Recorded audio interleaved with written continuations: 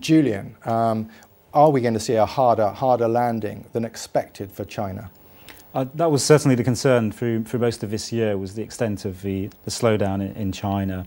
And it was driven really by two things. One was the domestic slowdown, which was deliberate because the authorities were trying to slow the economy down because a housing market bubble was taking place. But on top of that, China also experienced a headwind from what was happening in Europe, with a slowdown in Europe. And the European Union is actually a larger export market for China than the US is. So the combination of those two headwinds was obviously a significant problem for the Chinese economy through most of this year. But we would also emphasise that in the past couple of months, we have started to see signs of stabilisation in some of the economic data coming out of China. For example, industrial production has started to pick up, and also some of the survey evidence, such as the manufacturing PMI surveys, have also started to improve as well. And are we going to see American companies starting to invest in emerging markets more assertively? Julien, do you feel that is that going to happen?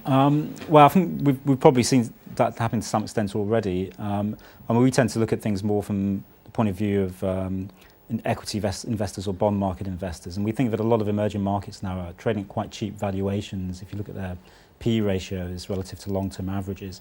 So, for example, we were talking about China, and China's P ratio at the moment is around 8, forward 12-month P ratio, and its long-term average over the past 10 years has been around 11. So there is potential there for an improvement in given where valuations are at the moment, if the economic outlook improves for those countries.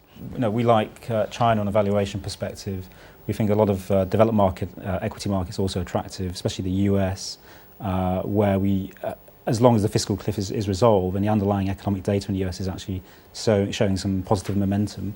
And then finally, I'd probably also add that we think Russia's an attractive market because it enables investors to hedge an increase in the oil price, because the Russian market tends to move closely with the oil price. And also Russia's entering the World Trade Organization this year as well, and that then allows more foreign direct investment and opening up of markets, consumer markets as well. So medium to longer term, there are also some other positives for Russia there.